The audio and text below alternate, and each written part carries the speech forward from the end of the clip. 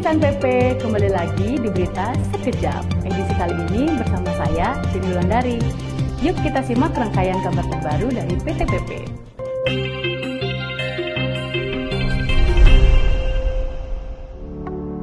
Rangkaian HUT PT PP yang ke-72 telah berlangsung sejak bulan Juli hingga Agustus, menghadirkan berbagai kegiatan penuh semangat. Dimulai dari porseni yang ditutup meriah dengan pertandingan final dan penyerahan hadiah menjadi simbol kebersamaan dan sportivitas Insan PP. Semangat kebugaran juga terlihat dari fun run yang diikuti seluruh Insan PP. Tak kalah bermakna, beragam kegiatan CSR digelar, mulai dari Paint and Clean bersama YPAC, donor darah serentak di seluruh proyek, penanaman pohon di Plaza PP, hingga beasiswa jejak asa bagi anak dari keluarga besar Insan PP sebagai wujud kepedulian untuk masa depan yang berkelanjutan. Selain itu, PP Awards 2025 berhasil menghimpun 537 karya inovatif dari Insan PP di seluruh Indonesia. Rangkaian perayaan ditutup dengan syukuran HUT ke-72, menghadirkan suasana hangat lewat kebersamaan, pemotongan tumpeng, hingga bazar yang menambah semarak perayaan. Dari momen perayaan, kita beralih ke agenda kunjungan kerja PT PP.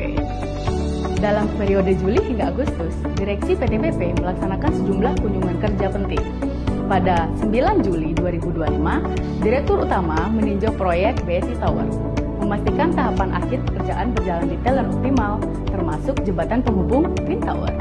Kemudian, pada 24 Juli 2025, Direktur Operasi Divisi Gedung meninjau proyek data center di Batam, yang ditargetkan top off pada akhir September dengan penerapan penuh teknologi BIM. Terakhir, pada 1 Agustus 2025, Direktur Utama memberikan pengarah langsung kepada Project Manager di IKN, menegaskan komitmen kualitas dan optimalitas teknologi demi mendukung pembangunan infrastruktur nasional. Dari lapangan proyek, kita lanjut ke kegiatan pengembangan kompetensi Insan PP. Berbagai agenda peningkatan kapasitas terus dilakukan oleh PT PP. Mulai dari workshop Lean Construction, BIM and OT yang menguatkan kembali Back to Construction. Kemudian, pelatihan peraturan pasar modal untuk meningkatkan pemahaman regulasi dan budaya kepatuhan. Serta sharing session Resilient Mind in Shifting Time yang mengajak Insan PP menjaga ketahanan mental di tengah perubahan. Setelah membahas pengembangan diri, mari kita beralih ke peresmian proyek PT PP. Pada 26 Agustus 2025, Presiden Republik Indonesia Prabowo Subianto meresmikan Gedung Layanan Terpadu dan Institut Neuroscience Nasional RS PON Mahar Marjono, Jakarta.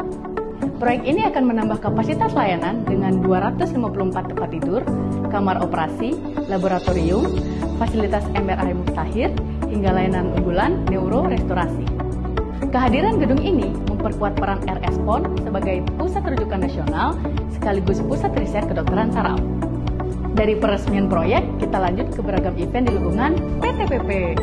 PT PP terus menghadirkan rangkaian kegiatan bermakna, diantaranya pelepasan umroh batch 2 untuk karya laksana, driver, security, dan staf pendukung.